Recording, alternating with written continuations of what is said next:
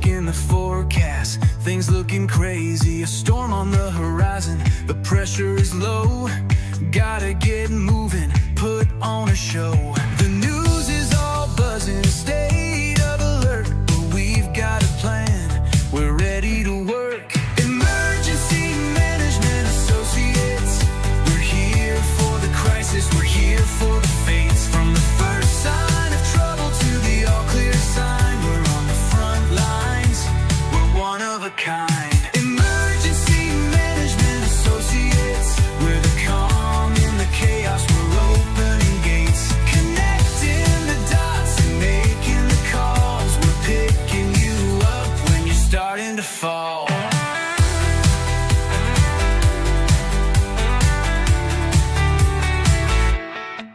See a little fire or a rising flood, we're a well-oiled machine, we're running in the mud. From the city hall meetings to the rescue teams, turning worst case scenarios into hopeful dreams. We're training the people, we're stocking the gear, we're the team you can count on when trouble is near. Emergency Management Associates, we're here for the crisis, we're here for the fates. From the first sign of trouble to the all clear sign, we're on the front lines, we're one of a kind. Emergency Management Associates, we're the calm in the chaos, we're opening gates, connecting the dots and making the calls. We're picking you up when you're starting to fall. It's more than a job, it's a calling, you see. Prepared for the present and what's yet to be. Every second counts, we're ready to react for our communities. We're making an impact.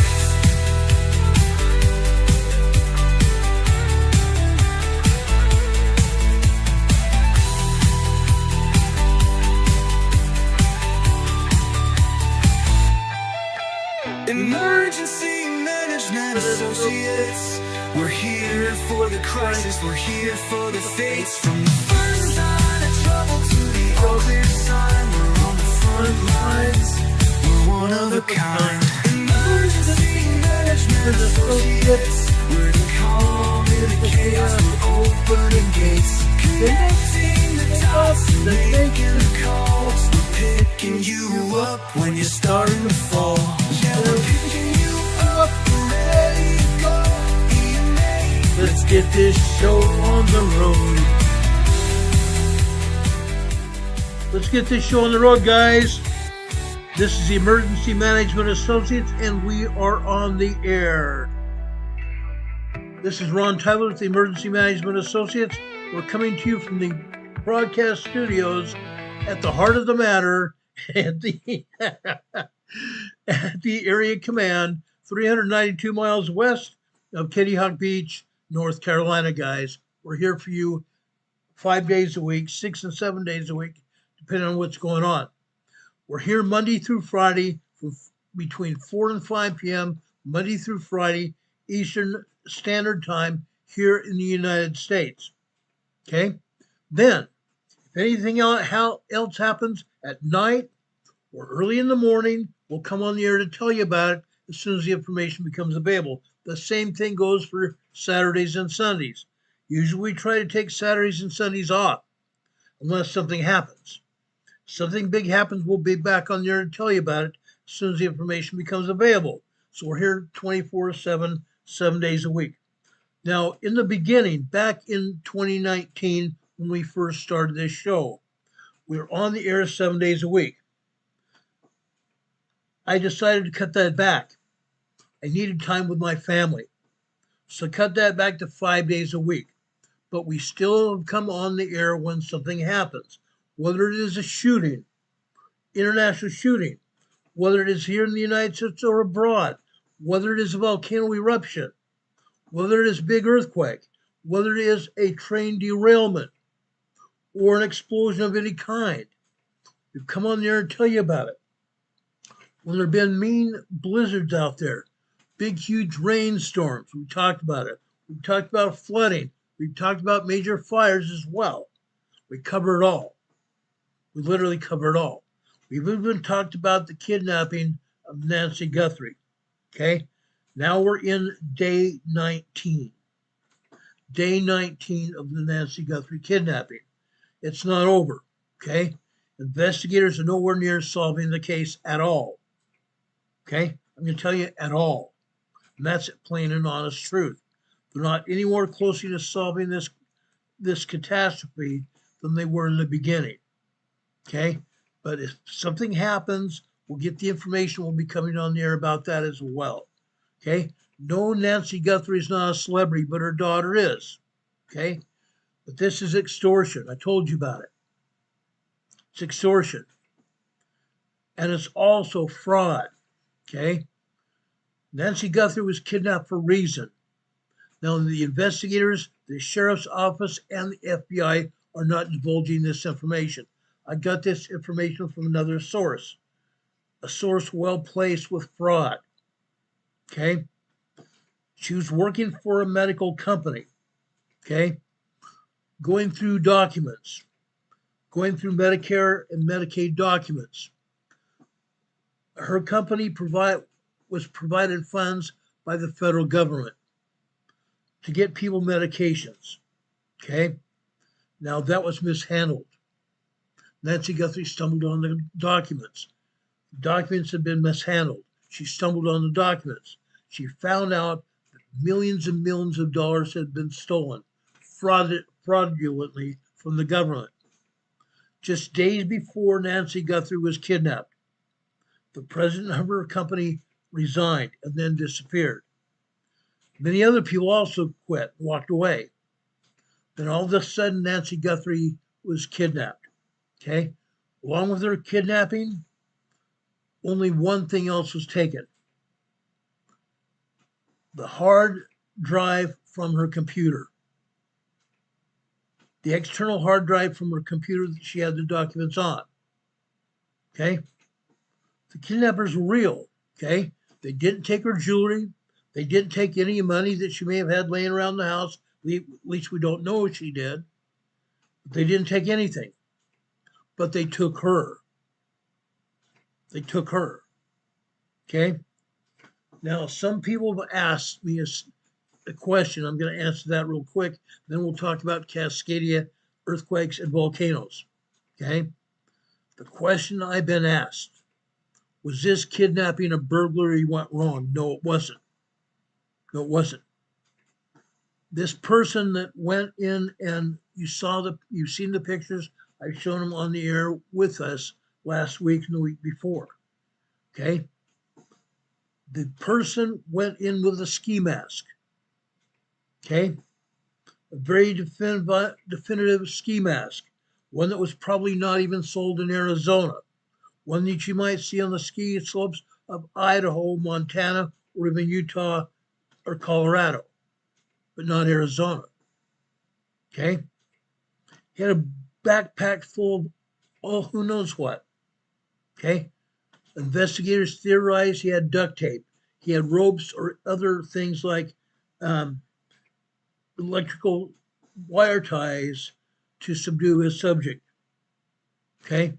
Who knows what he had in that backpack? He was in the house 43 minutes. 43 minutes. Okay? Now, we've seen video from the porch cam outside her front window. There were other cameras throughout the house in the backyard. We haven't seen anything from that. Okay? I believe the FBI is holding that information. Why? It's evidence. It's evidence that they don't want to put out in the media because it'll give the kidnappers more impetus to keep or end Nancy Guthrie's life. Okay? That's what I believe. Okay? What is going on with the kidnapping? It was not a burglary or anything like that. It was to protect evidence of fraud that she had put together. That's why they took her. Now, when more information becomes available, I'll pass it on to all of you. I'll do that. Okay? Now today I have also my weather people, Renee Steffi and Hurricane Heather. When they put up information on the chat, I'll pass it on to you as well. Okay? There's all kinds of bad weather in southern Illinois and Indiana, and even over into Ohio now. Okay? Tornadoes. Earlier today, I saw a tornado video I cannot put on the air because it was copyright property of another broadcaster here on YouTube. But it's bad. Okay? The tornado went back and forth across the highway several times. Great big huge tube-like volcano falling, or not volcano, tornado falling out of the sky. Huge long tube of a tornado falling out of the sky. Very dangerous. Tornadoes like that are very dangerous. They can whip all over the place. I've seen them do it. But that's what happened earlier today. Now, I'm telling you, it's going to happen. People's lives are in danger. People's lives are in danger. Renee Steffi says there's a tornado warning for southwest Clark County and East Cumberland County until 4:15 today Central Time. Okay? A tornado warnings continue for Rose Hill, Illinois until 4:15 p.m. Central Standard Time. Warning for Northwest Crawford, Nebraska, Jasper, Southwest Clark, and Southeast Cumberland counties in Illinois until 4:30 p.m. Central Standard Time today. Ping pong ball size hail. Ping pong ball size hail. Okay? Now, guys, when we say there's a tornado warning, what do we mean? A tornado warning means to seek cover now. Seek cover now. Okay? Go to your tornado shelters. Or if you don't have a basement, go to the center hallway of your home that does not have windows. Okay? Go to the lowest part of that hallway, the back part of that hallway. If you have time, reach into a bedroom and pull out a mattress and put it over on top of you and your children. Okay? That will help you protect you from any flying parts of your home that go flying around because the tornadoes come in. Okay? They'll help you. Stay there until you get an all clear. Stay in that hallway till you get an all clear. If you have a basement, go to a lower corner of your basement. If you have a mattress, pull it in on top of you as well. That way, if anything falls down on top of you, the mattress will protect you. Okay? Stay there until you get an all clear. Okay? Please do that. That's for your safety. If you have a tornado shelter, go there. Go there. If you have a root cellar, go there. Go there. Pull the doors shut. Make sure you have a way to secure yourself down there until the tornado passes. Okay? Any questions about that? These tornadoes are very, very bad. Renee Steffi says Flat Rock, Illinois needs to be weather aware. Supercell is in the area capable of producing a tornado and it's headed your way. Okay? A supercell is in the area of Flat Rock, Illinois. That's capable of producing a tornado and it's on its way to you. Okay? It's either in the air or it's been on radar or it's on the ground. Seek shelter immediately. Seek shelter immediately, guys. This is imperative for your safety. Okay? High winds, debris flying all around. Seek shelter immediately. All right? Now, I want to talk primarily at the first part of this program. We've not talked about this any time in the past short while. That's why I want to talk about it now. Okay? Haven't talked about this in quite a while. Back in 2020, okay, one of my colleagues, Terry Rempel, wrote this data. I've since revised it Okay? But what I want to talk about right now is the volcanic processes that will release the Cascadia megathrust earthquake. The volcanic processes that will release the Cascadia megathrust earthquake. And these processes have been underway for many years now. They've been underway for probably 9 to 10 years now. Okay? Now, this is a very bold statement to make.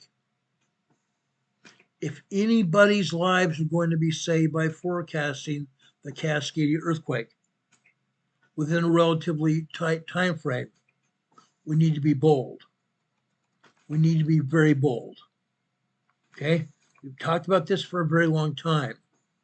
I want to make myself very clear about this.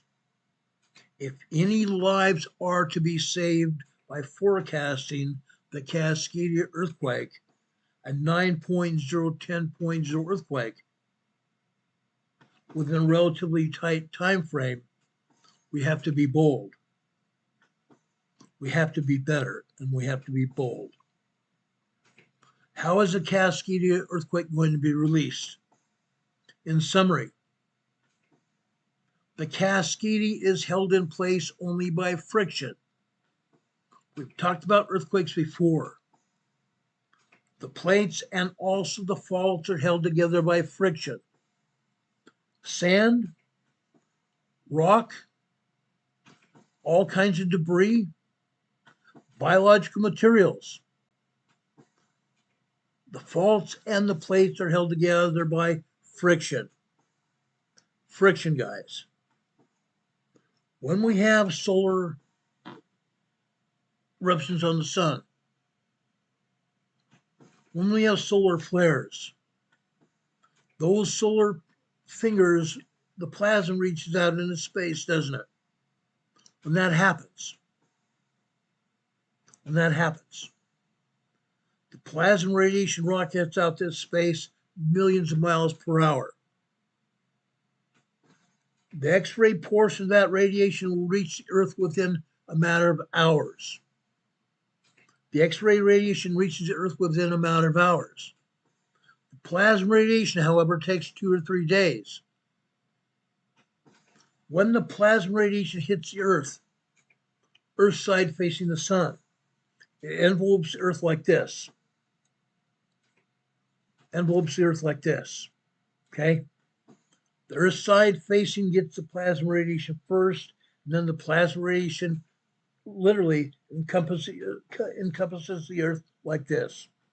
Okay? Plasma radiation heats up the atmosphere. The plasma radiation heats up the atmosphere, then it heats up the surface of the Earth, the plates and the faults.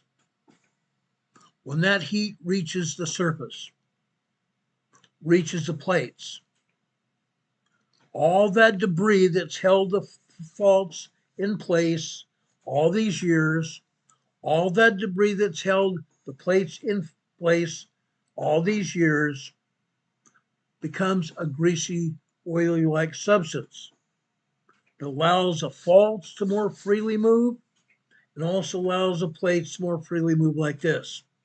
Subduction. Subduction, guys. That's what we're talking about.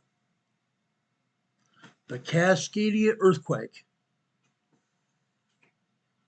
the Farallon plate, the Cascadia subduction zone part of the plate, Juan de Fuca plate, and the Pacific plate.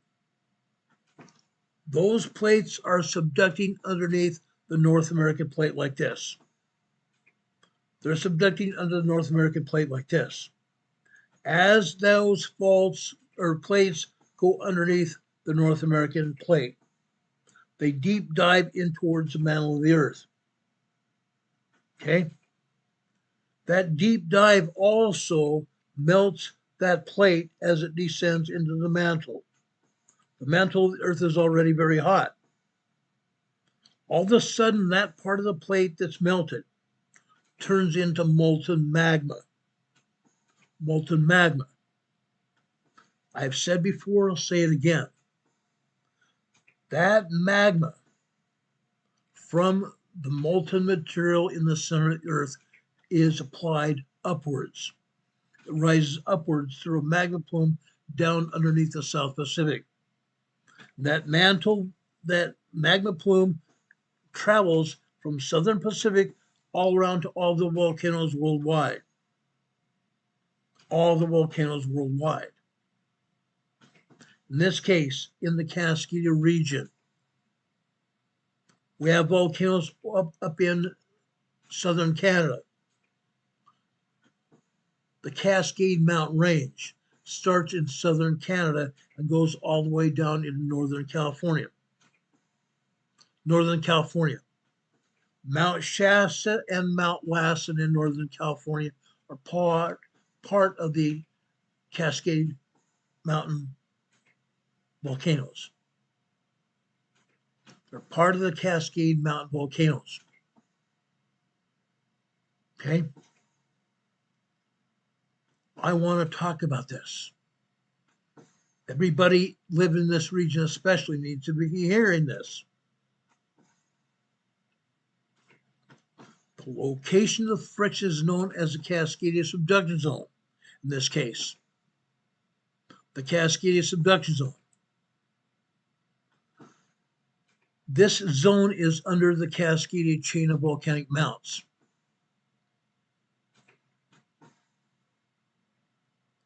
It's under the Cascade subduction zone chain of volcanic mounts. We've been talking about this a long time. Once that stress is built up over hundreds of years, it seeks to be released. The most effective means of reducing friction along the plate boundary, along the plate boundary zone, is to melt it away at multiple points. This is what is now occurring. It has been occurring for many years now. We've compiled evidence to prove this over the years. This evidence is verifiable. The Cascadia megathrust earthquake can now be forecast within probably the next few years. We've discovered that there is an intrinsic relationship between the activity at the volcanic mounts of British Columbia, Canada, Washington, Oregon, and Northern California. There is an intrinsic relationship between the volcanic mounts of British Columbia, Canada, Washington, Oregon, and Northern California, and the release of the Cascadia megathrust earthquake. It is scientifically established that the Cascadia megathrust earthquake is a subduction earthquake. We've talked about this. We discovered the precursor of subduction, specific volcanic activity, precedes the Cascadia megathrust earthquake. It is very rare to have a high magnitude 3 or a 4+ earthquake. Okay, it's rare to have a high magnitude 3 or magnitude 4 moderate earthquake plus magnitude earthquakes at multiple Cascade volcanoes. But it's happening now. It's happening now. We've talked about it before on various points of our programs over the last years. This is our warning of the impending Cascadia megathrust earthquake. This is our warning. The speed of the process of the release of the Cascadia megathrust earthquake is not known. The speed of the process is not known. Careful study over the next few years. We used to think it'd be in months. We used to think it would be months. It's years. Okay? The study of this is taking place now and is providing more data that will assist in our understanding of the rate of development of the Cascadia megathrust earthquake. Okay? Now, we first started talking about this in 2020. Okay? We've been looking at this, delving into it, finding information.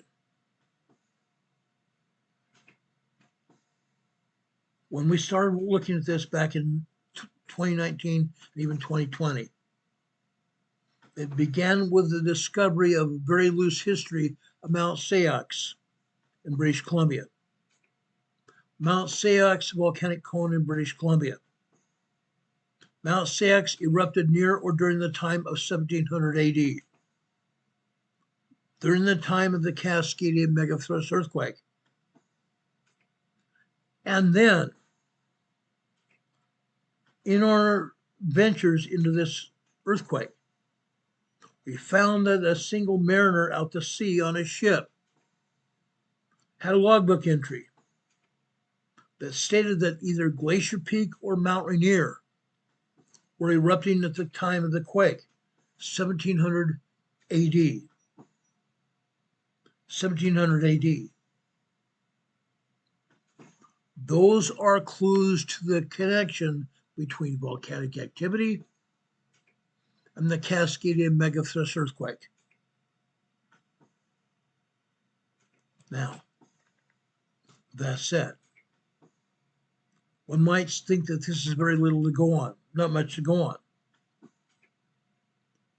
But we've needed more substantial data. We searched for it, and we found most of it. The process of building of pressure over hundreds of years is caused by the movement of the North American plate westward. The movement of the North American plate westward. Okay? We've talked about this. Time and time again, we've talked about this. Okay? To take down our banner here, I'm going to put up the USGS map.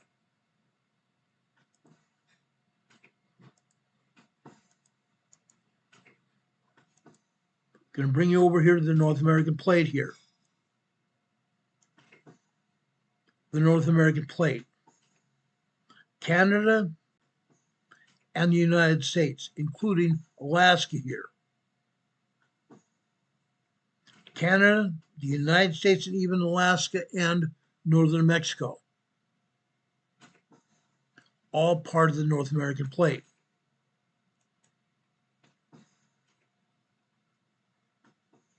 We've told you that the Atlantic plate is expanding. The Atlantic plate is expanding like this. It's pushing the North American plate in a south-southwesterly direction. While at the same time, we have the Pacific plate subducting under the North American plate. We have the Cascadia fault, the Farallon, and the Juan de Fuca plate going underneath the North American plate to the north. Subduction. It's called subduction. This movement of the North American plate westward is very established. Okay? This is an established outcome of plate tectonics. This force overcomes a friction at the plate boundary. Friction is caused by all that rock, all that sand, all that biological material that's been holding the plates and the faults in place. When we have solar flares, or we have planetary alignments also create electromagnetic heating going on, electromagnetic radiation, which also can melt that biological material, the rock and sand, turning that also into greasy oil-like substance. Then the plates and the faults move. We have electromagnetic radiation from the planetary alignments. We also have solar flares. Okay? These forces overcome the friction of the plate boundaries and begins a process of subduction. Now, initially, we found that this presented what was called subduction creep. Subduction creep. Tiny microquakes and tremors hitting in the Cascadia region, which we've seen. But it's not just tremors. We've also seen earthquakes, which I can talk about tonight. The subduction creep causes subduction-specific seismic tremor signatures to be recorded at the volcanic mounts. Okay? The specific seismic tremor signatures have been recorded on the seismic mounts. Mount St. Helens, Mount Rainier, Glacier Peak, Mount Constitution, Mount Baker, Mount Rainier, Mount St. Helens, Mount Hood, Bachelor Moon Volcano, Sisters, Glacier Peak. I shouldn't say, I already said Glacier Peak. Crater Lakes in south central Oregon, and also Mount Shasta and Mount Lassen in Northern California. There are also others in the Cascadia region, other volcanoes in the Cascadia region. Yes, we've seen the subduction creep, the microquakes and tremors, but it's overcome even past that. We've seen more than that. We're now seeing minor earthquakes, 2.0, 2.9. Small earthquakes, 3.0, 3.9. And moderate earthquakes, 4.0, 4.9. Okay? Now, these volcanoes, the Cascade Mountain volcanoes, are in what they call the contact boundary zone. The contact boundary zone. That's where the plates go under North American, the Farallon, the Juan de Fuca, the Cascadia subduction zone.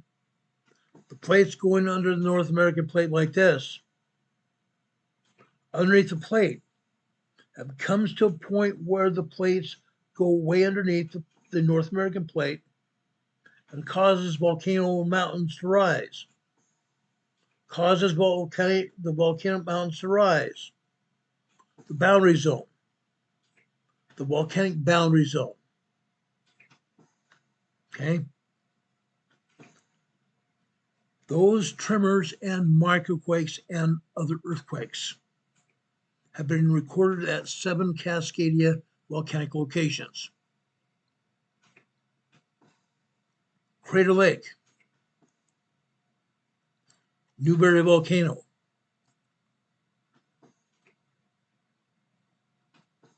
a site 18 miles west of Mount Jefferson,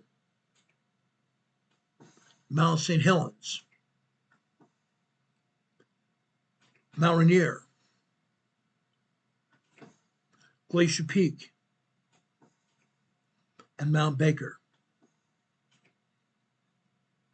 Additionally, there's been an increase in tremors at Mount Meagher in British Columbia, Canada. Okay. We've had seamount activity at 6 seamounts from mid-Vancouver Island west and North Haida Gwaii. Since the 26th of September 2019, we found a hotspot at Mount Sayax Cone. Also in British Columbia, Canada, Mount Edziza, Edziza, Mount Shasta, Mount Lassen, Southern Buttes in California,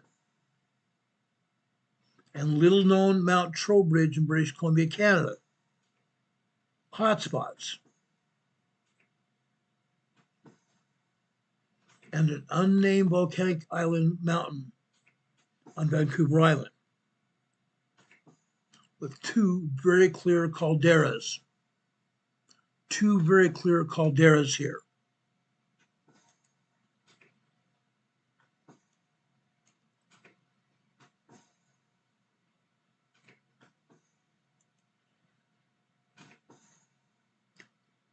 One on top and one on the flank on Vancouver Island. Using overlapping infrared satellite imaging, we undertook a meticulous count of hotspots of Western North America, from mid-British Columbia to the north border of Mexico. This included all of the coast as well as the far east of Alberta, Canada, Montana, West Wyoming, Western Colorado, Utah, and Arizona. This is a huge area. This is a huge area. Over 130 hotspots were spread across this area. Now, 6 months ago, you'd be very lucky to even find 10 hotspots in that same area. They come and go. Mount Shasta has recently had a hotspot at it, and it has had increased activity as well. The USGS has kept and avoided anybody seeing, other than those of us that really dig in and find it. More recently, we've counted over 136 hotspots in British Columbia alone. Over 136 hotspots in British Columbia alone. Now, yes, there have been fires. Slash burns accounted for approximately 25% of those hotspots. British Columbia had 17 hotspots before the 26 for comparative value. Now, why are these hotspots of importance? Why are these hotspots important? Because the majority of them are related to magmatic rise. Magma rising upwards in the ground. This causes crustal heating. This magmatic rise through the ground causes crustal heating. It also causes a smaller percentage of fires. We've talked about that before as well. A smaller percentage related to fires. Mammoth Mountain over in north central California. Or I shouldn't say north central, east central California.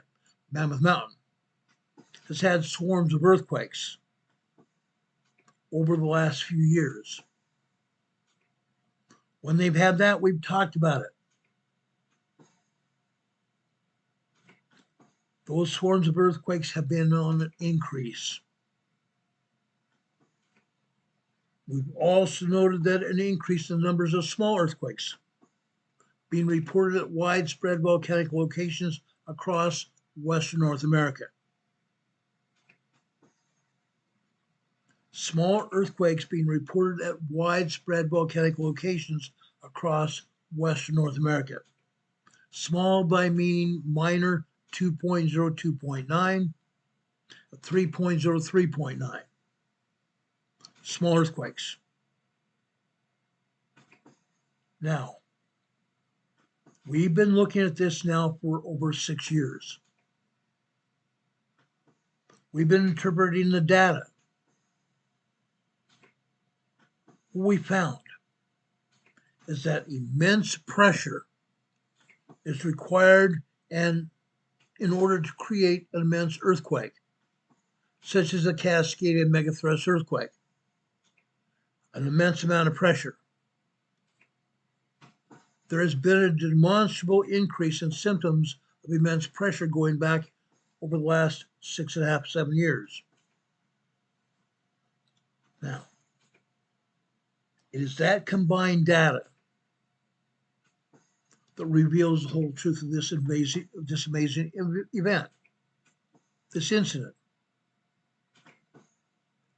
The seismology also says that the process of subduction has been underway for a long time now. We've talked about this. That melting of the friction points, both on the plates and on the faults. The melting of the friction points along the Cascadia megathrust earthquake area has been underway for a long time.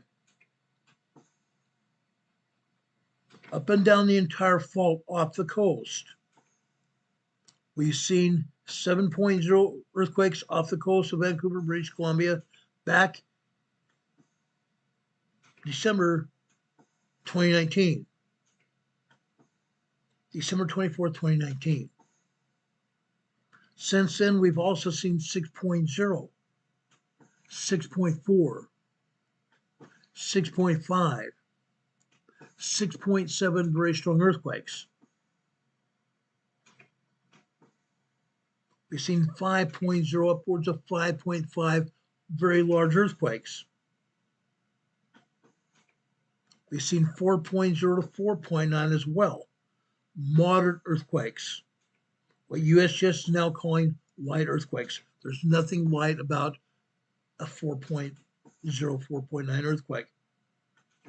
How can they call it light when a small earthquake is 3.0, 3.9? Okay?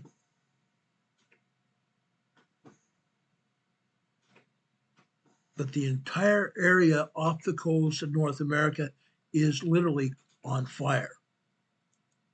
It's moving. It's moving in a big direction here. Rarely do they ever show any earthquakes off the coast. And even more rare, do they show a lot of earthquakes on the coastline.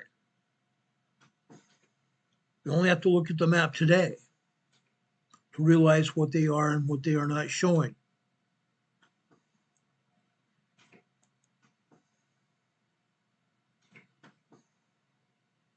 The seismology says that the process of subduction of the plates is also underway.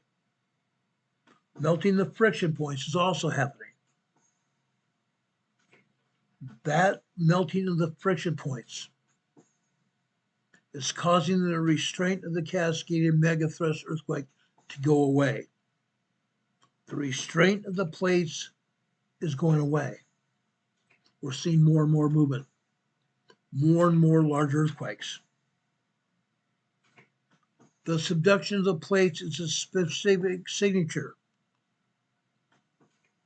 The subduction of plates is a specific signature that proves this. This melting extends laterally over time and along all the plate boundaries, up and down the entire plate boundary. Okay? All this melting also further reduces the friction. We have new sites of subduction melting offshore.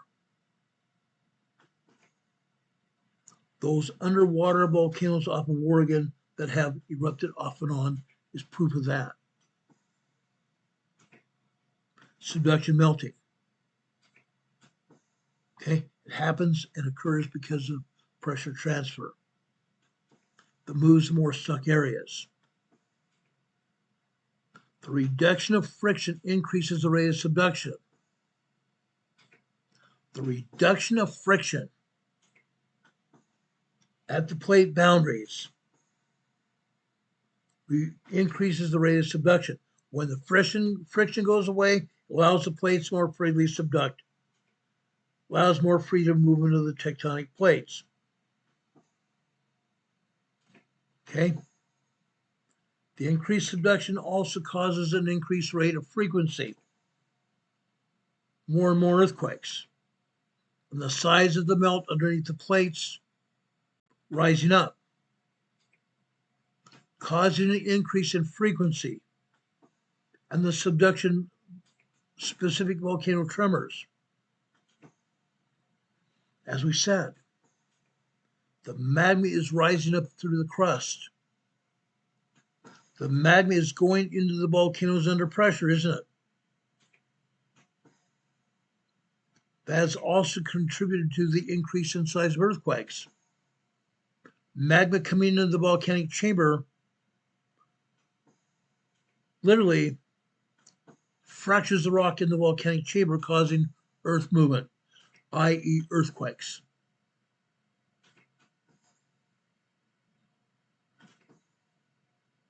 Now this is an exponential process. The speed of development of this is going to continue to accelerate. As friction reduction continues, and this reduction speeds up the volcanic subduction process to the inevitable release of the Cascadia pressure. The inevitable release of the Cascadia megathrust earthquake pressure, meaning the earthquake, the 9.0, 10.0 earthquake. As I said before, we are already seeing high magnitude 3s, 3.0, 3.9. High magnitude 3s are 3.6 to 3.9. And magnitude 4 plus earthquakes, 4.0, 4.9 earthquakes at multiple cascade volcanic mounts. Multiple cascade volcanic mounts. I'm speaking at Mount Baker. I'm speaking about Mount Rainier. I'm speaking about Mount St. Helens and also Mount Hood.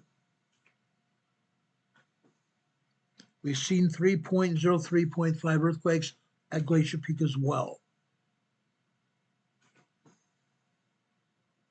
Okay. Now this has been happening over a relatively short time period. Okay. Not just months, but years now. It's been happening over 6, 7 years now. We've been monitoring it. We've been logging the data. Okay.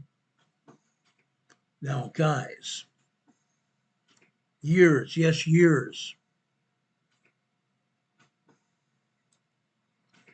Now, this is a relatively short-term warning of the impending Cascadia megathrust earthquake happening. This is an early stage warning that I'm providing now. Since we initially wrote this paper, September 2019, new seismic signatures have occurred at multiple Oregon offshore locations. New seismic signatures have appeared at multiple Oregon shoreline locations. A low frequency small rumble, and then roughly 3 minutes long intervals. A much larger sharp signal as well. This has occurred at many different sites, multiple sites in Oregon. The Pacific Northwest Seismic Network has been providing us data since 2019. And it's still reasonably easy to find. This data is researchable data all over PNSN and USGS. Now, we have interpreted this data as being the outcome of crustal fracture that we've seen along the coastlines. Deep crustal crunch. Deep crustal crunch. This causes a small low frequency signal, microquakes and tremors for the most part. That pressure transfers through the crust, leading to low surface fractures. Low surface fractures. This occurs at shoreline locations for two reasons. One, because that is where the subducting plate is supported or unsupported by the overlying plate. The subducting plate is not supporting the overlying North American plate. Okay? The Farallon Fault, the Juan de Fuca plate, the Pacific plate is not supporting the shoreline of North America, the overlying plate. That is where the plate must bend to subduct. That's where the Juan de Fuca Fault, Juan de Fuca plate, the Farallon plate over towards Vancouver Island, and further to the south, the Pacific plate. Those plates must bend very near to the shoreline as they subduct deep into the earth.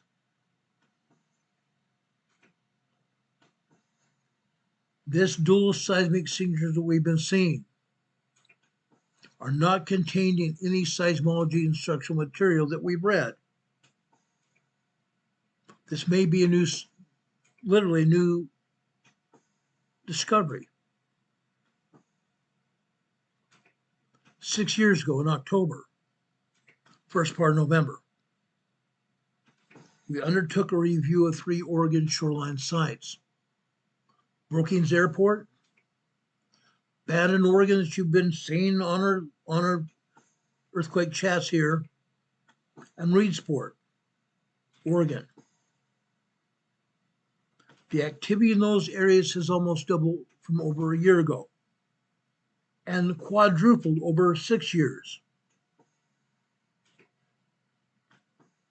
We've shown you that.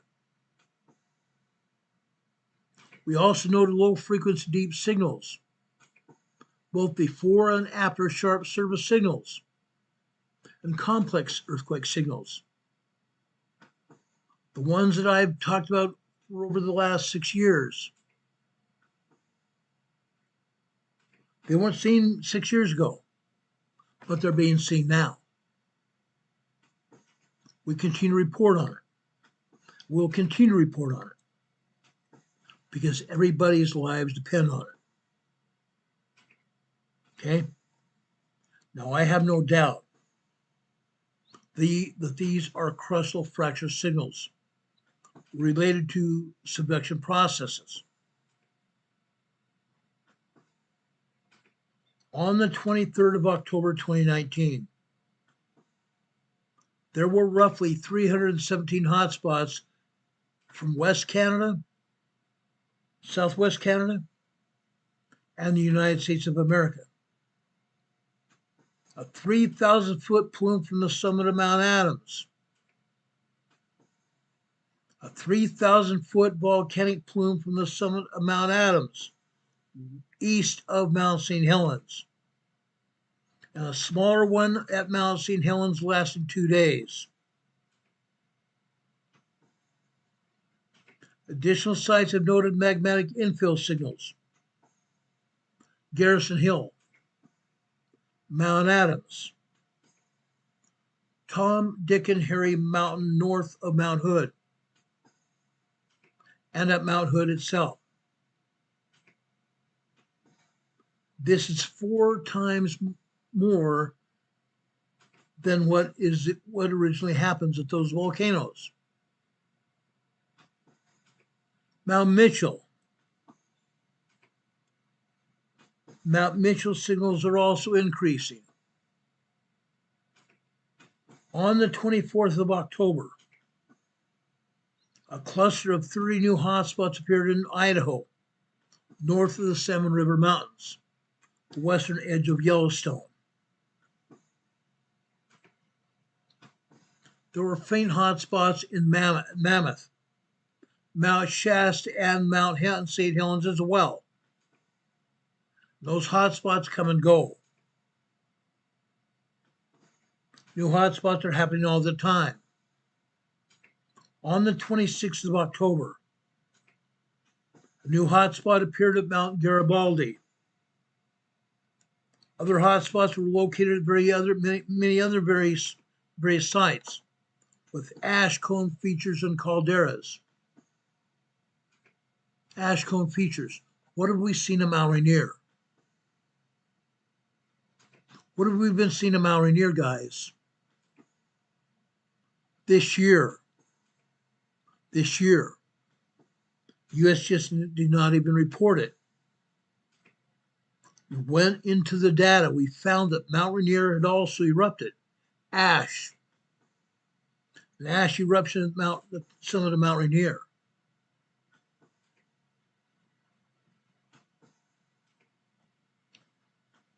Unreal. We've seen hot spots at Mount Rainier and other cones and calderas throughout the region. October 28th and 29th, new data. October 29th, major venting plume from Mount St. Helens. A new plume burst from areas of the Garlock Fault. The Garlock Fault in California. October 28th, Mount Mitchell signals increased significantly. We're talking about seismic signals.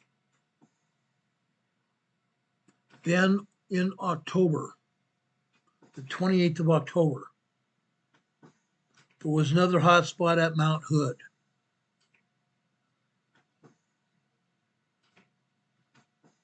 October 29th, Mount Seismic in Canada was encircled by hotspots at the base in the snow with a relucting mile-high or steam plume. A mile-high steam plume above Mount Seismic. Mount Seismic erupted very near the time of the 1700 Cascadia megathrust earthquake. Yeah. That tells us one thing.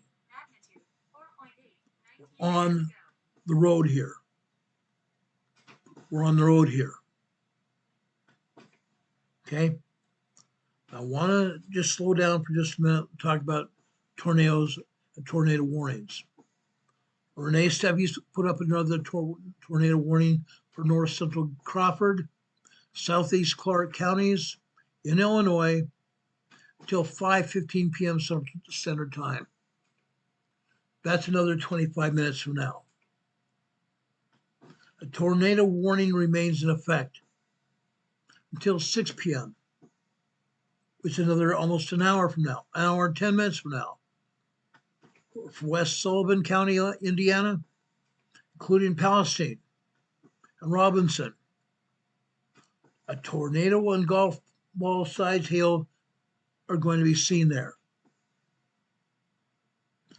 Guys, when we have tornado warnings, we take it very seriously.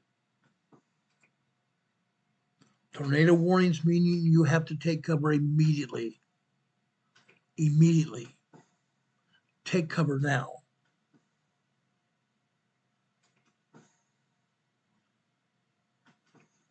Now, as we've gone through this scientific investigation over years now, back when we first released this report back in 2020, it was based on months of research. Now we've had years. It's ongoing. But the research investigations has been very significant. This describes the rate of development of the Cascadia release process. The area of the plate boundary. The area of the plate boundary melt. The volcano area. The Cascadia megathrust earthquake is going to happen. But the melting plate area of the Cascade Mountains the volcanoes is expanding. We said it would happen, and it is. Movement in one area increases the stress on the remaining stuck areas. And then the next area with the highest stress and lowest friction ratio gives way. Then everything else after that begins to move. More melt sites equals further friction. Actually, friction reduction, excuse me. More volcanic melt sites, magma melt sites, equals further friction reduction. This accelerates the rate of the process of the Cascadia release. Okay? Based on what the data we have. Okay? Our expectation of Cascadia megathrust release is maybe the next 3 to 5 years. 3 to 5 years. Okay? I don't expect it to go much more than that. Now, this is very fastly or very frequently going faster and faster. It's actually developing faster than we even expect it to be. But this also could shorten up the time period as well. It might not go 4 or 5 years. It might go less than that. But we are watching the data as it comes in. We keep talking about Mount St. Helens and Mount Rainier possibly erupting. The current science seems to have failed to link subduction processes to the Cascadia megathrust earthquake. Yeah. That's because they don't want us to see it.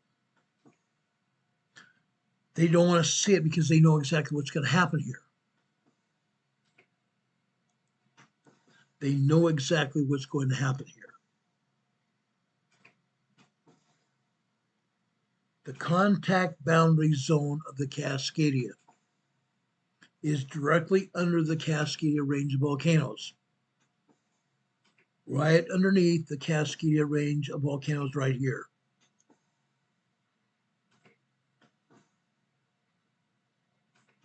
Right underneath the Cascadia mountain range.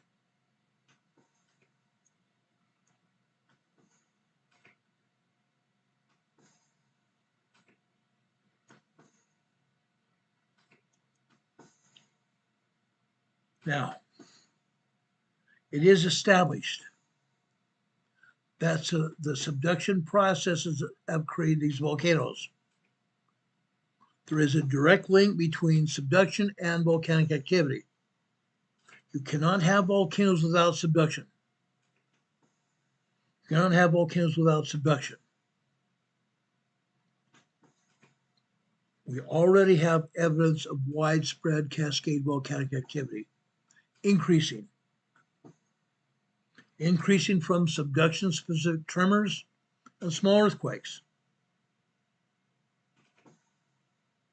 We've reported the earthquakes increasing at Mount St. Helens and also Mount Rainier. We've had massive hotspot releases, hotspot increases. We've seen plumes from the volcano as well. Every day you see plumes from Mount Rainier. Every day. What will happen when massive inland areas of West North America drop by as much as 6 feet? What do you think is going to happen?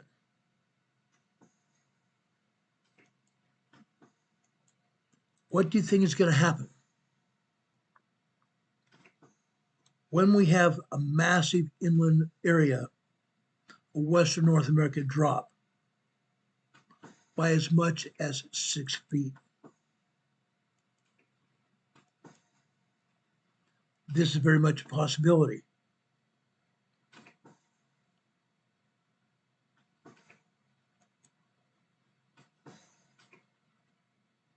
This is very much a possibility.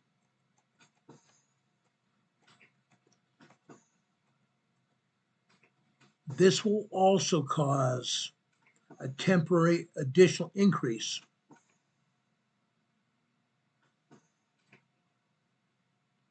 Excuse me a second. My cursor just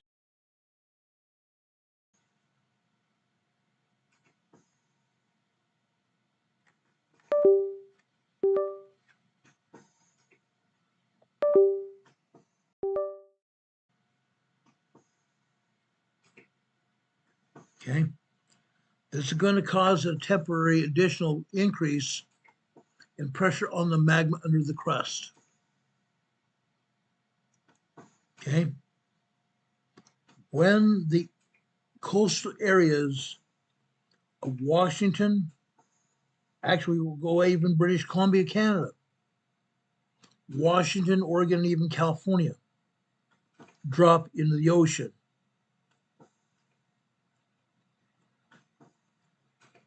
what happens then? We're going to see then a temporary additional increase in pressure on the magma under the crust.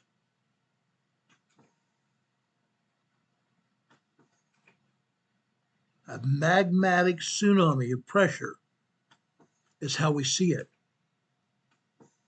A magmatic tsunami of pressure is how we see it. I believe we're going to see a magma eruption through the weak points as a result. A magma eruption through the weak points in the crust. That means a new volcano.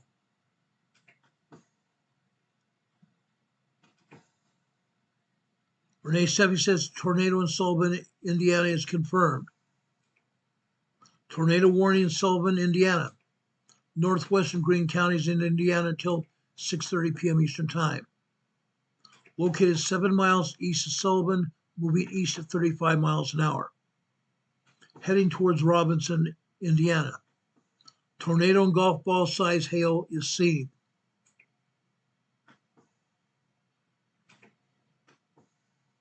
Jose Estrada saying those volcanoes could even be more powerful and insane. I agree. They're going to be. Renee Sevi says Paxton, Indiana, seek shelter immediately. Seek shelter now, a tornado warning now. Possible strong tornado heading your way. Confirmed damaging tornado approaching Paxton, Indiana. Seek shelter immediately, guys. Seek shelter immediately. This is a tornado warning. Paxton, Indiana, seek shelter immediately.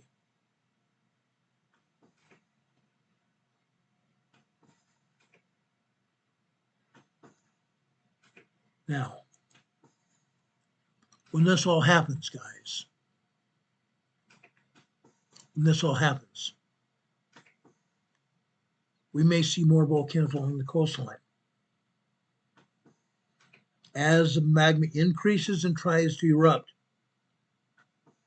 that magma could go up into the weak points of the crust, possibly new volcanic eruptions.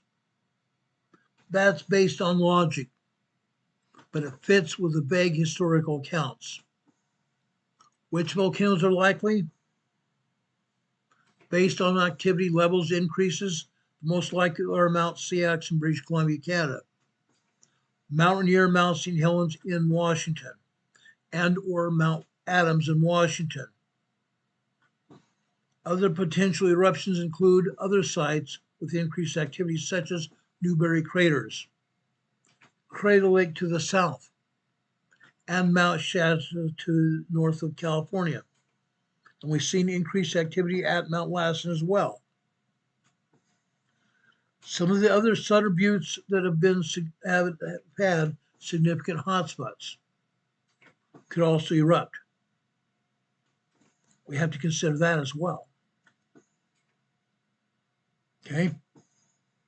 Could happen. Let's talk now about more hotspots. Second, from the time of the early part of November 2019 till now, we've seen hotspots. We've seen volcano discovery putting up satellite information images. I've seen hotspots at volcanic mounts. A cluster of hotspots all around the base of Mount Saix in Canada. A massive hotspot out Mount Rainier. One or two at Mount Shasta this past year. One at Sand Mountain. 3 at Mount Hood. 2 at South Sister. 2 at South Sister Volcano. Again, there's 3 volcanoes at Sister Volcano Complex. A hotspot at Crater Lake. Ongoing. 8 hotspots at Newberry Craters. 3 hotspots at Mount Shasta. 6 hotspots at Mammoth Mountain in East Central California. 8 hotspots at Mount Lassen. 14 hotspots at Sutter Buttes. 1 hotspot at Mono Lake, California. 14 hotspots at Crater of the Moons in Idaho. At Craters of the Moon in Idaho. Hotspots. 6 hotspots in Santa Clara, California. And a small plume from Mount Adams. We need to know it. This is yet another increase. An increase in hotspots at known volcanic locations. This is ongoing. Do you think that the USGS is going to tell us this? No. We've had to develop this information from other locations.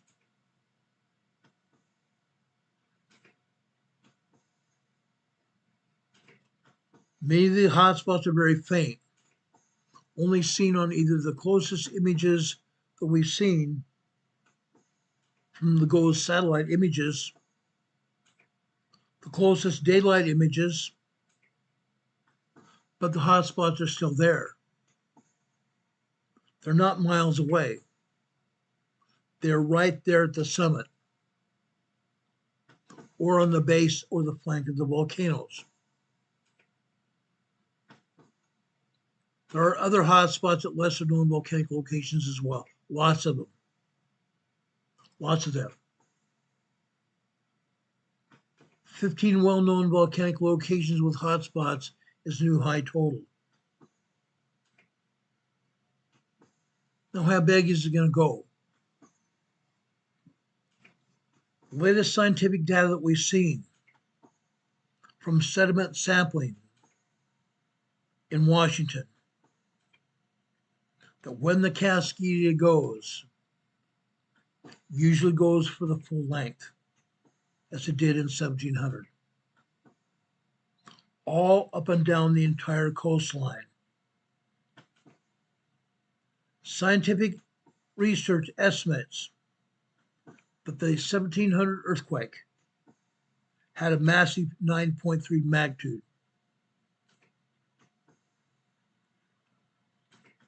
Scientific research estimates the 1700 earthquake had a massive 9.3 magnitude. Immense pressures required to create that size of earthquake. Now, what do we say about that? What do we say about that, guys?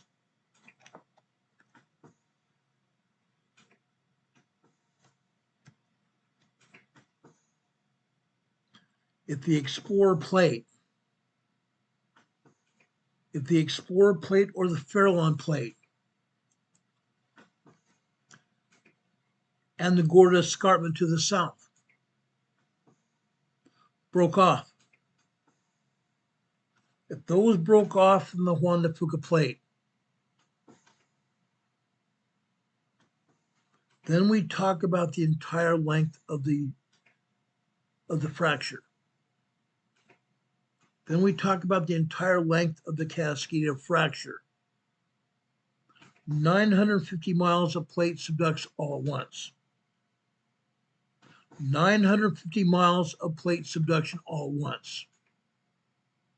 From Haida Gwaii south into northern Mexico.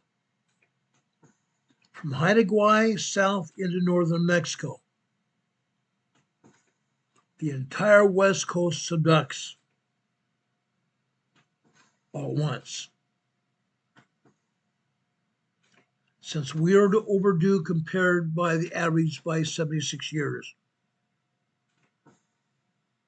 We are overdue from the Cascadia earthquake at least 76 years right now. That means the Cascadia mega thrust earthquake, it might be even higher than a 9.3. Now, that's a 9.3 magnitude quake plus affecting up to 950 miles long with a high level of probability. This is a high level of probability for this earthquake, guys, up and down the entire west coast of North America.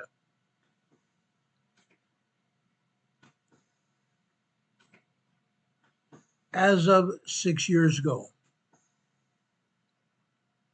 those of you who remember Steve Quayle, we had back and forth email exchanges.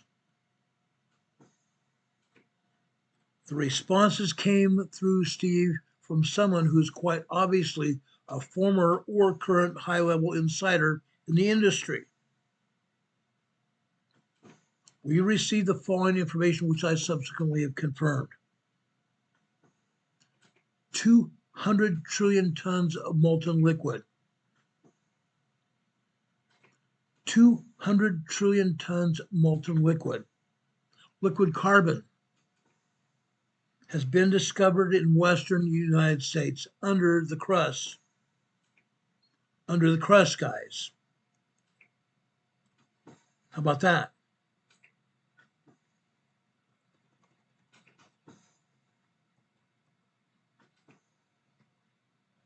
It's been imaged. It's been well imaged seismically. It's also been confirmed through a 2017 ScienceAlert.com. We've been watching this for quite some time.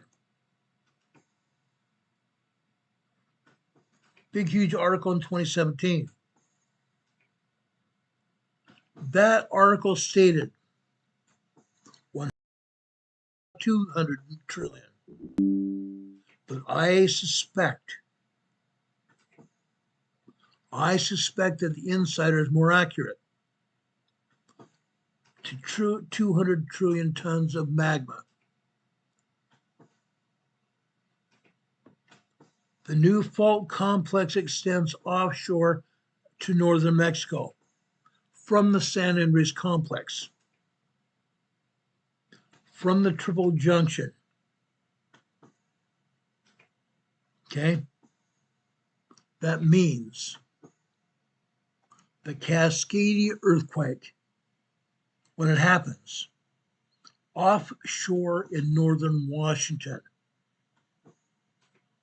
is going to extend all the way down to northern Mexico.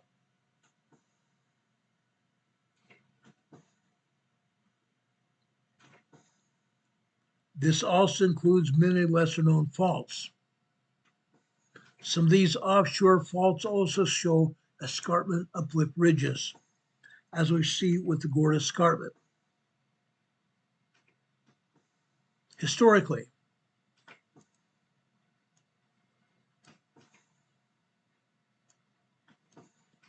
the Gorda Escarpment runs west off of the Northern California seashore, right there.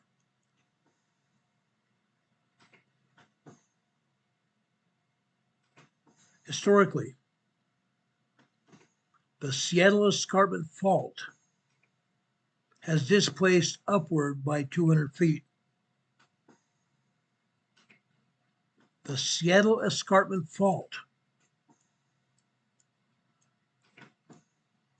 has displaced up to 200 feet. 200 feet, guys.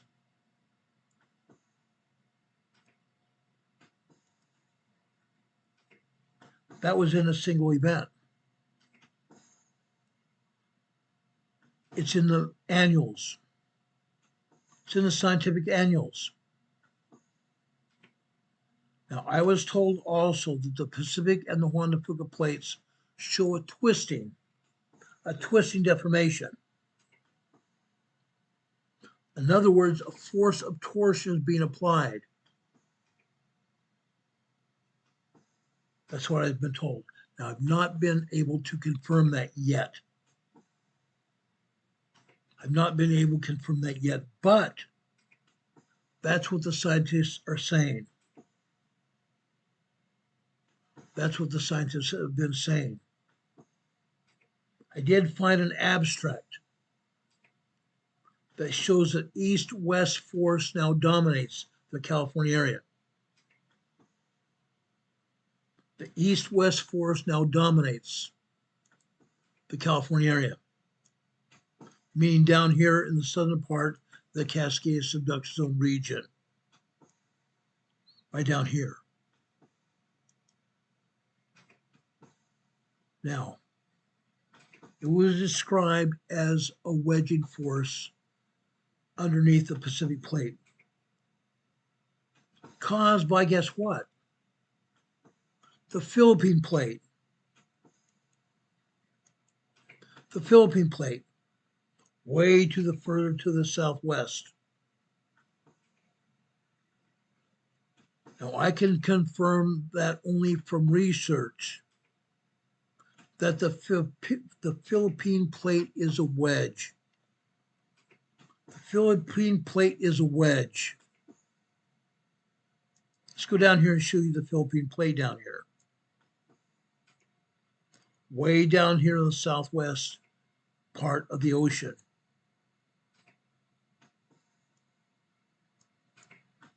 This Philippine plate right here is a wedge. Okay? It's wedge shaped. This leads to a logical conclusion that it would be creating a wedge effect on the Pacific plate. Now, just the background that I have with taking down tall trees. Steel wedges being forced into the side of a tree. Yes, we make a cut. Then we hammer in a wedge that tends to support and cut that tree down. Okay? There is significant force that is created by the use of a simple little wedge. Using it can also overcome thousands of pounds of force, thousands of pounds of tree weight can be overcome by a little wedge and a 2-pound axe. Okay? As we told you before, the North American continent is moving in a southwesterly direction as it is being pushed by the expansion of the Mid-Atlantic plate. There's ample evidence of this, and it's true.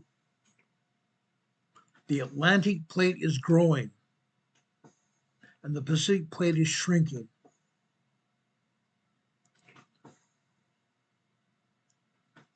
The Atlantic plate is growing and the Pacific plate is shrinking.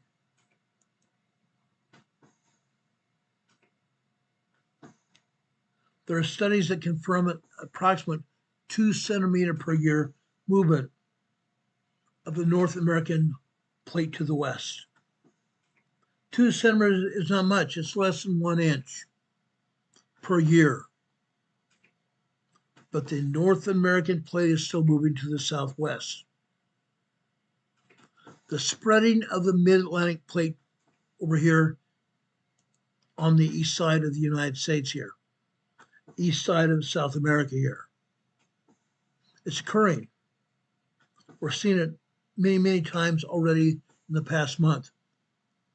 Large 5.0 plus earthquakes hitting on the mid-Atlantic plate, on the mid-Atlantic ridge. The plate is spreading. It's a proven phenomena. The Caribbean plate right in here, and the Sandwich Island plate to the south of South America. Subduction areas. Okay? All this is proven through Google Earth images. It's a fact. We talk about volcanoes. With 15 on-land volcanoes and 7 seamounts being increasingly active. We add the effect of molten carbonate. Beneath the surface. This more fluid becomes more and more reactive component that's going to increase the eruption levels of the volcanic chain from Mexico to at least mid-British Columbia.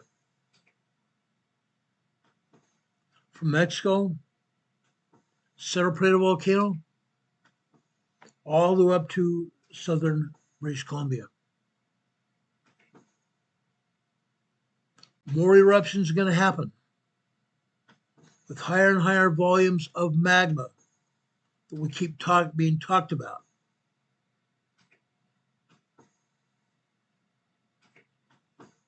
I've talked about my own initial research throughout the years. The research that I keep talking about recently, what's going on with these volcanoes.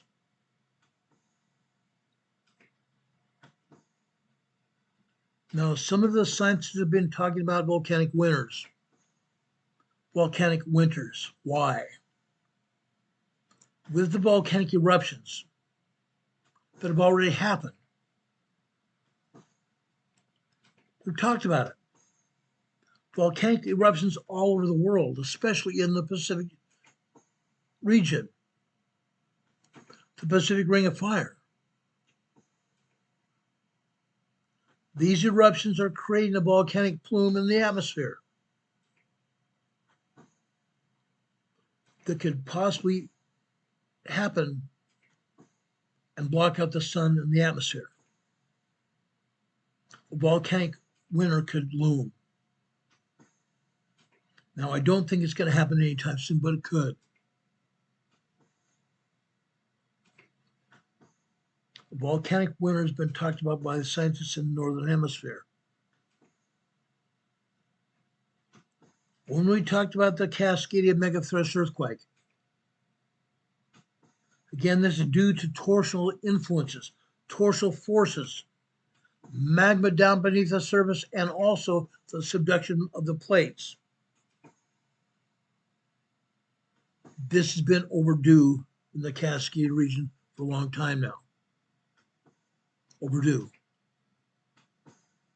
As I said before, because it's so far overdue. The earthquake that we're talking about now is a Cascadia megathrust earthquake. Could be upwards of a 9.5 to a 10.5 earthquake. That would not be unrealistic. This would increase the related tsunami height as well. We've talked anywhere from 75 feet to 150 foot high tsunami. Not just one wave, but multiple waves over a given period of time, possibly even days. Wave after wave over days. A Cascadia megathrust tsunami is real. By comparing historical large subduction quakes, like the one we had over in the Western Pacific, with what happened in the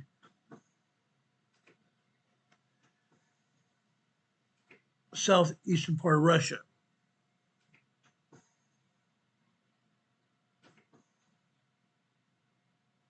We've seen tsunamis happen because of that. We reported on that here on this channel.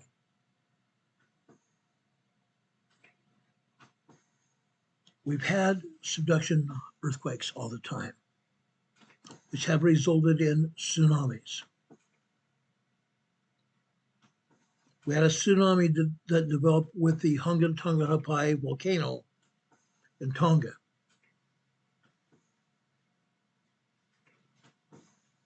Now, there is a rough means of relating magnitude of earthquakes to tsunami wave height. After an 8.0 magnitude earthquake off of the Kamchatka Peninsula, we saw wave heights. Around the Kamchatka Peninsula, we have wave heights at 3.5 feet.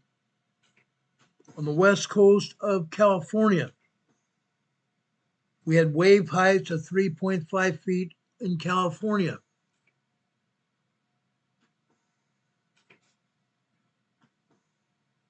After a magnitude 8.0 earthquake, we can use a factor of 1.5 for each full magnitude increase. Thus, we have an 82-foot tsunami from Chile, an 82-foot tsunami from Chile from the 9.4, 9.6 earthquake, but that translates to a 123-foot tsunami when the Cascadia earthquake could be a 10.5 earthquake. Yeah. The 82-foot tsunami we had from the Chile 9.4, 9.6, again, will translate to a 123-foot tsunami from the Cascadia earthquake if it is a 10.5 magnitude quake. 123-foot tsunami. This isn't exact, but I believe it's probably close.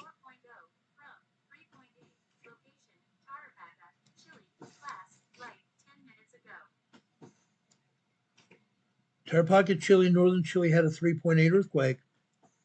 USGS just increased that magnitude from 3.8 to 4.3, a full half magnitude increase.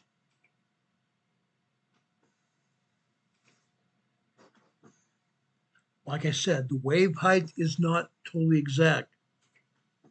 The data set is small. There are a lot of variables that affect the amount of seafloor deformation. Seafloor deformation.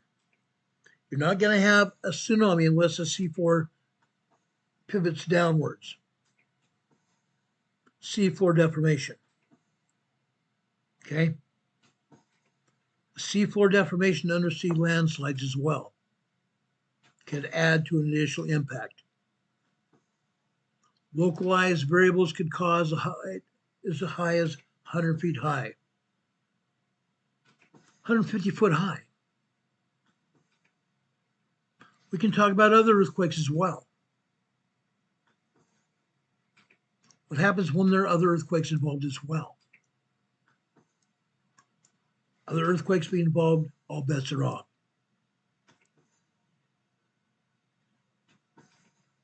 The immense pressures involved could trigger a California event before, after, or during the Cascadia megathrust earthquake. The Cascadia itself could also trigger the California San Andreas Fault due to the amounts and the immense stress transfer all the way down the coast. A stress transfer of seismic energy from northern Washington, Vancouver Island area, all the way down to northern Mexico. Immense stress transfer up and down the coast, all the way up into Alaska as well. Okay? The same thing can apply to other southern area states. Maybe I can remind you of the large Tennessee earthquake of December 25th, 1699. That was 1 month. That was 1 month before the 1700 AD Cascadia megathrust earthquake on January 26th. Now, how could we have discovered the means of release of the Cascadia megathrust earthquake? This is a fair question. I've been asked this so many times throughout the years.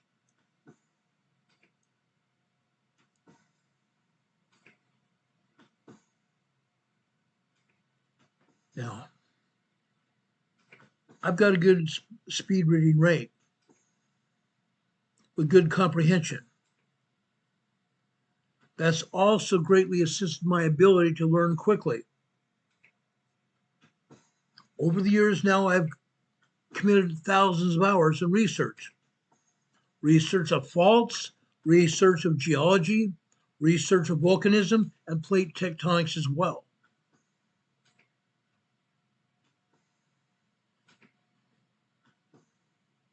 I've tracked 22 North American Canadian seismograms. I tracked 22 North American Canadian seismograms and 68 Pacific Northwest seismograms. Those all are available for public viewing. 90 in total. That covers the Yukon, the Northwest Territories, British Columbia, Washington, Oregon. I've also been tracking earthquakes in California, as I've shown you. I'm going to continue tracking them because there is a definite correlation between what's happening down south and what's happening up to the north. I use USGS. I use Volcano Discovery. I use the Pacific Northwest Seismic Network. I use the Canadian seismology people. I use the Mexican seismology people as well. I track infrared satellite images on the College of Dupage infrared tracking satellites, the GOES satellites.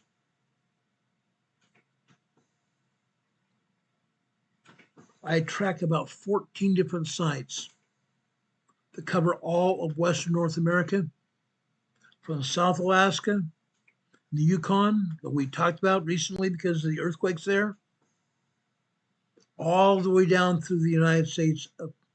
And I'm talking about Washington, Oregon, and California, Nevada,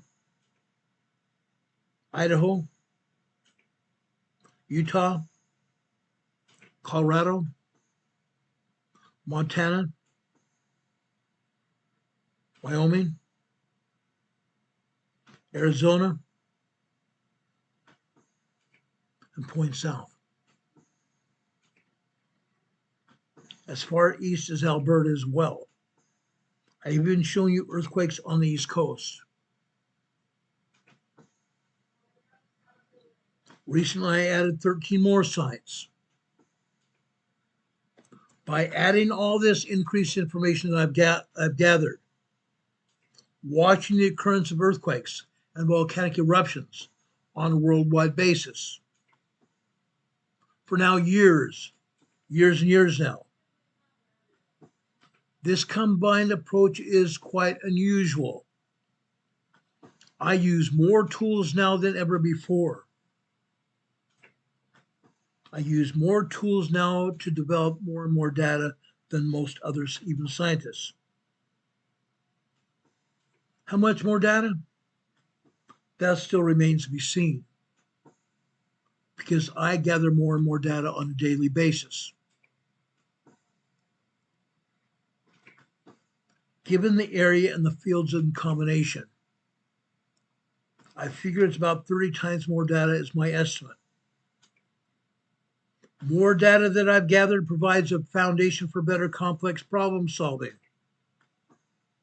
Now, I'm not even going to say I'm an expert in my field. I'm not. I'm what they call a generalist.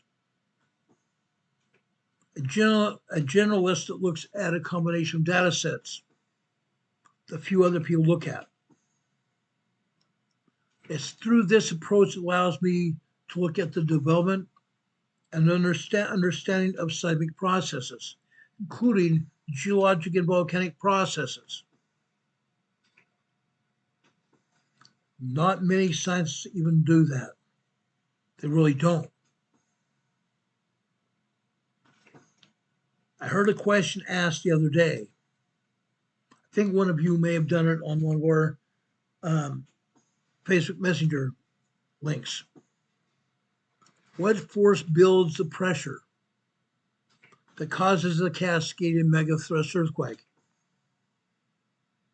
Yes, it must be a very large force that could cause a 9.5 to a 10.5 earthquake. Excuse me. It is accepted science that the Atlantic plate is growing by 2 to 3 centimeters per year. That's 1 inch per year, while the Pacific plate is shrinking. The whole continent of North America is moving to the west as part of this great big huge tectonic plate process. We keep talking about it almost on a weekly basis. The evidence of this is the spreading of the Mid-Atlantic Ridge and the massive flow out of formation in the Caribbean. The massive flow out formation in the Caribbean, earthquakes. That force is easily seen in the Caribbean on Google Maps. The flow out of that plate is roughly 2,000 miles. The process of western movement, southwestern movement of North America is accepted science, as North America has gone on for hundreds of millions of years. It is this southwestward movement of the entire continent of North America that causes Cascadia pressure buildup.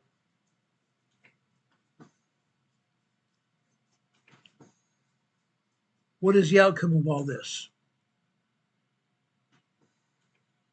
If I even ventured out on this, I think many of you would be overwhelmed. Most of you, including me. So I have not even gone there. I don't even want to venture it. I don't want to scare anybody. Scaring people is bad. Scaring people is not my intent at all. It's never been my intention at all. But preparedness is my goal. Preparedness is my goal here. Briefly, in closing, I want to discuss 3 aspects that I will explain just so you get an idea.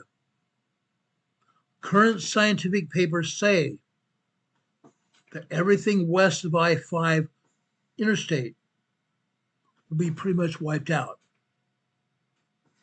Consider this: the number of nuclear power plants on the west coast of the United States and Canada, including the Hanford Nuclear Waste Disposal in Washington.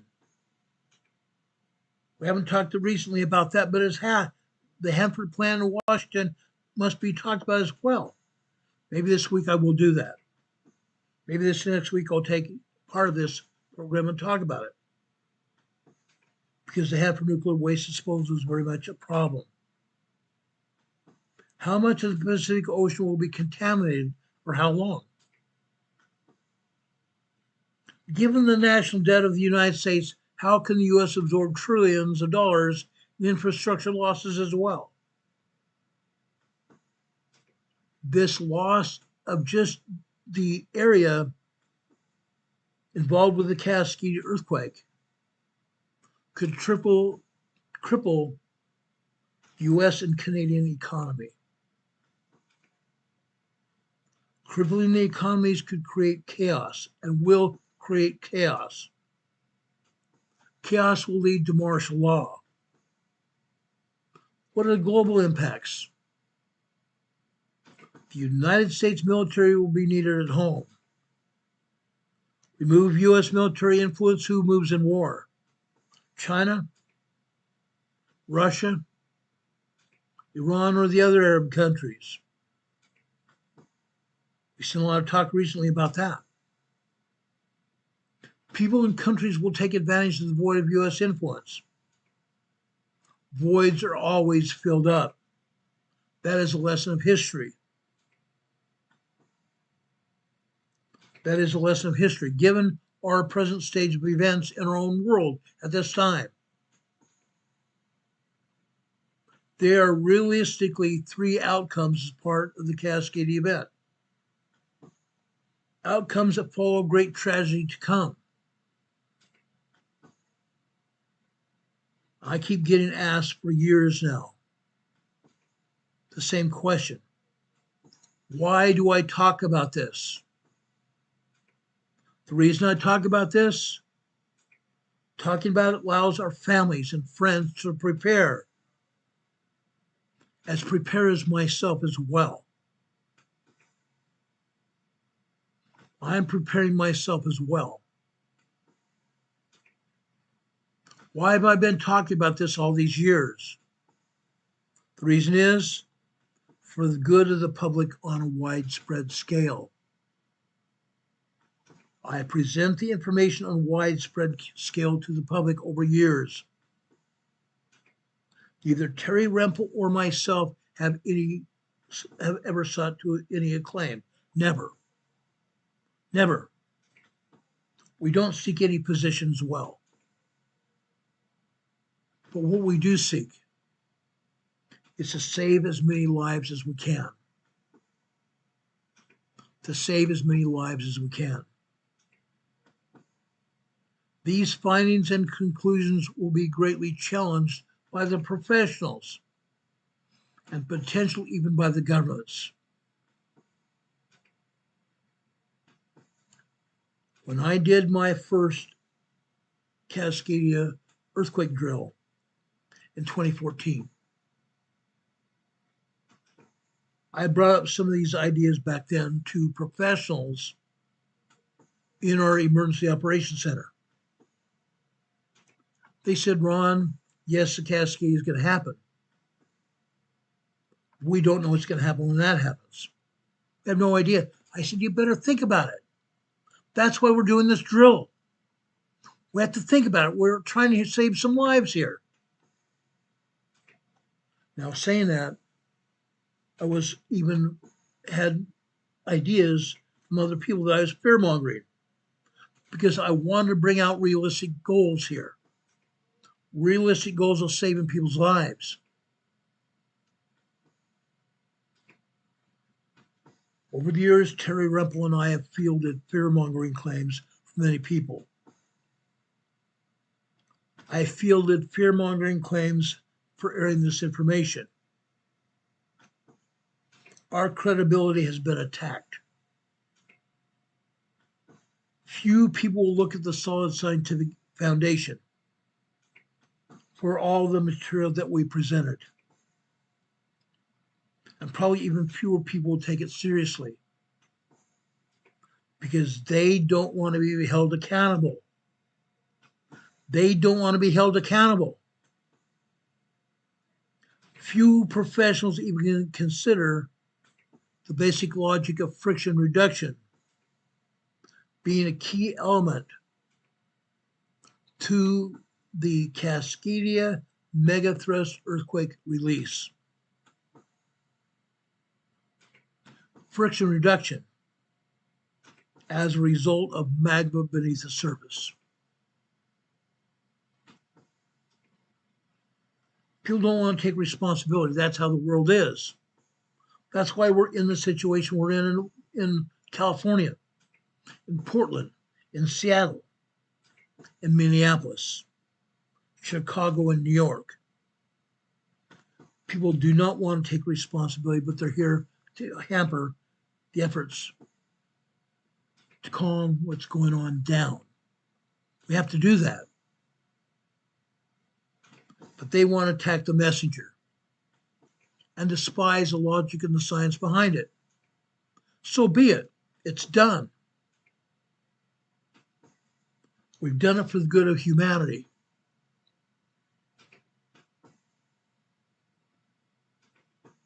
Now, I want to also thank our friend Steve Quayle and his associate Doc for notifying us of this additional information that we shared with you tonight. Steve Quayle is very much a brave person and an investigator. Over the years, I've grown to love him as a brother, a very good man. Does anybody have any questions for me?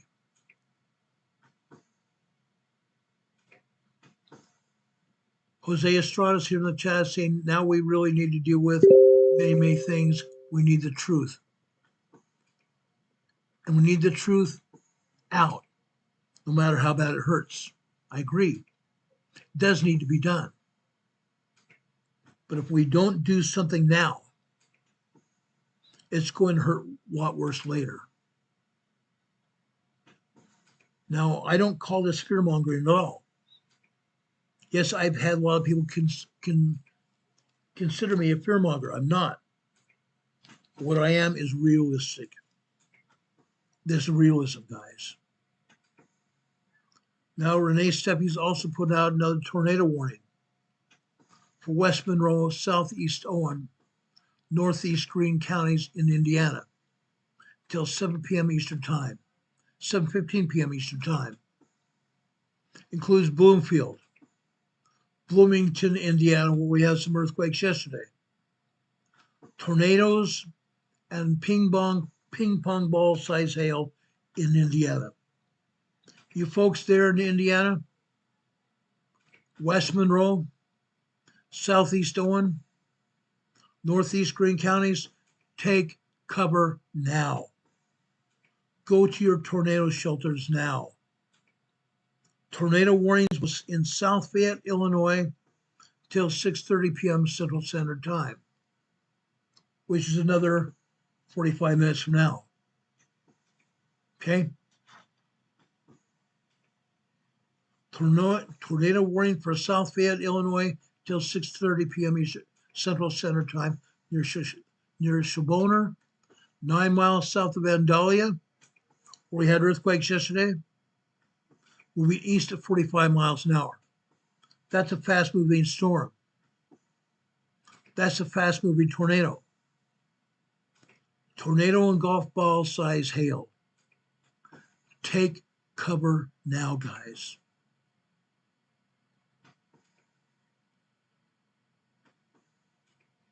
Al Newton's asking, only when the Cascadia quake hits will be too late.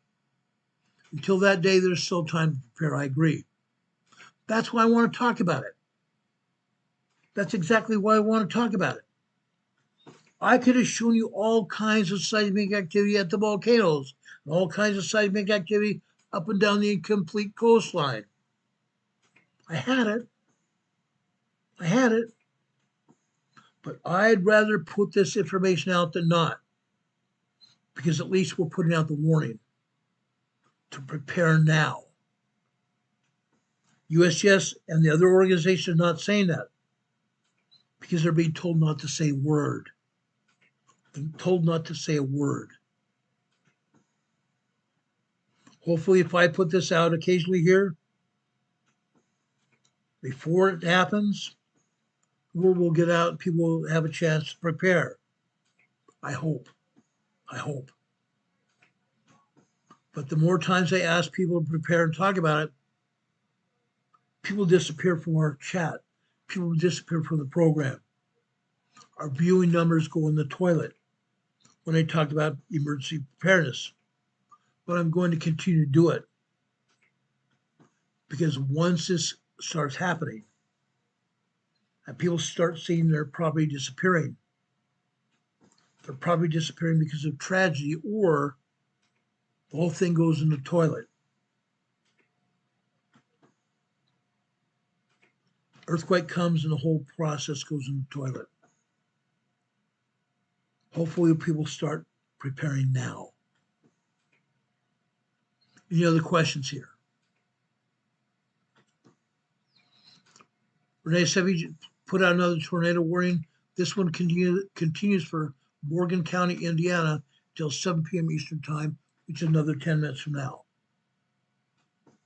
You guys in the tornado warning areas need to take cover now. Again, go to the center part of your home in a non-glass window hallway, no windows in the hallway. Get down on the floor, cover you and your kids in mattresses, and stay there until the all clear is given. If you have a basement, go to a lower corner of your basement and stay there. Pull a mattress over your bodies and stay there until the all clear is given. If you have a tornado shelter, go there immediately, if not sooner. Stay there. Stay there. Now, guys, I hope at least some of us have gotten something out of this program tonight. I'm hoping. I'm hoping. I have. I hope we've reminded everybody how important this is. Now, in doing so, I think I'm also doing the work of Jesus Christ here on this earth. Christ has told us to prepare for the second coming. He's coming. He's coming. What are we doing about it? Read our scriptures. Read our scriptures. Yes, I know there are people on this earth. We may have people here on this channel tonight. They're atheists. So be it. So be it. What I'm doing right now is I'm hoping we're having a cleansing effect on humanity. I'm hoping we're having a cleansing effect on humanity. Maybe I'm just here to help change some minds, give more people ideas on what they need to do. Because the second coming of Jesus Christ is going to happen, whether anybody wants to listen about it or not. There's going to be major destruction at the time of the second coming. Earthquakes, wars and rumors of wars, bad weather. It's happening. We know it's happening. But I'm asking each and every one of you, yourselves, gain a testimony of Jesus Christ.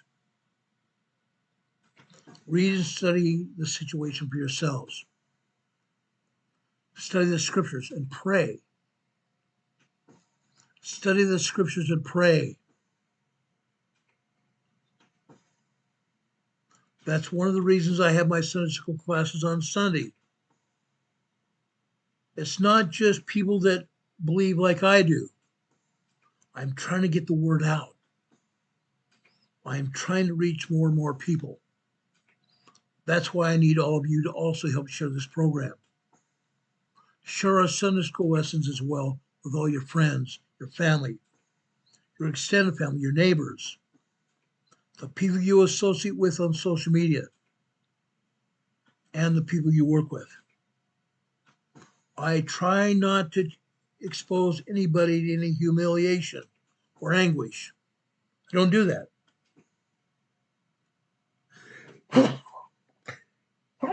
Excuse me. Sorry about that. Allergies. But what I'm trying to do is spread the word of God to everybody I know. Christ is our Savior, our Redeemer, our King. The Holy Ghost is our Comforter.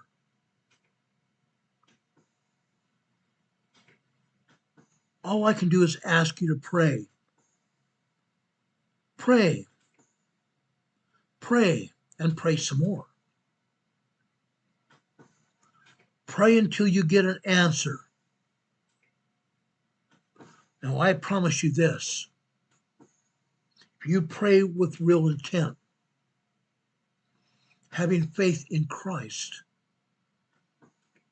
He will manifest the truth of it unto you through the gift and power of the Holy Ghost. And through the gift and power of the Holy Ghost, you will know the truth of all things. That's Scripture. May God bless you. May God be with you this day and always. I hope you have a good night and better tomorrow. If you want to help support this program, guys, down at the bottom of your screen here, down at the bottom of your screen, see 2 PayPal addresses. Go there and make a donation to our PayPal. That will help keep this program in the air and help keep us going here. You see our EMA postal address, 504 Bethel Road, Box 401. Morganton, North Carolina. The zip code here is 28655. See our email address here. Send us comments and questions or ideas what you want to see in this program. We'll make sure that does happen. May God bless you. May God be with you this day and always. Like and share this program worldwide. Like and share this program and subscribe to our channel. May God be with you always. I love you always, guys. I always have and always will. God be with you until we meet again. We'll see you on the other side. Have a great night. Take care. God bless.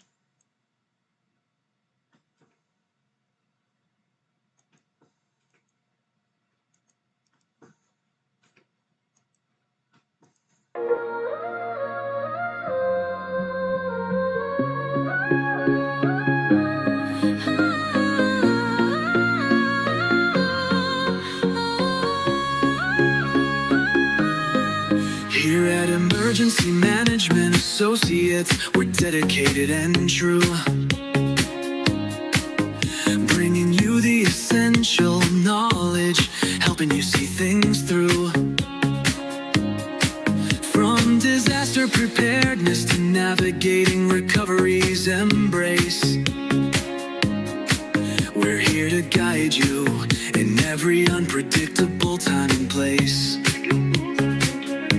We break down the complex, make it easy to grasp and absorb, sharing strategies for safety, the vital lessons you can't afford to hoard. So thank you for watching, and thank you so much for your sub. You're a key part of our growing family, a member of our knowledge club.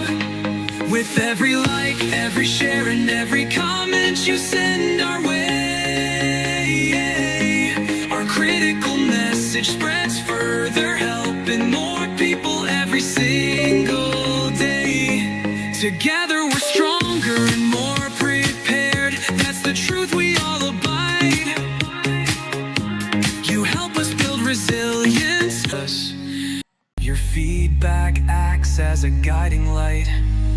helping us continually grow and making our channel's future bright. We're always learning, always striving to be better. Bring you the most up-to-date information, no matter the weather. Emergency Management Associates is here for you now and forever, it's true.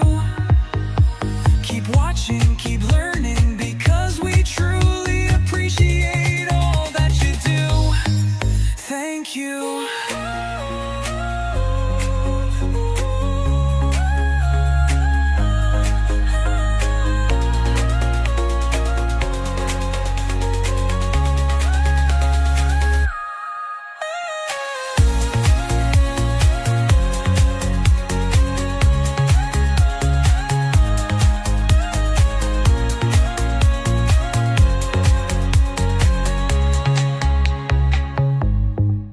Thank you.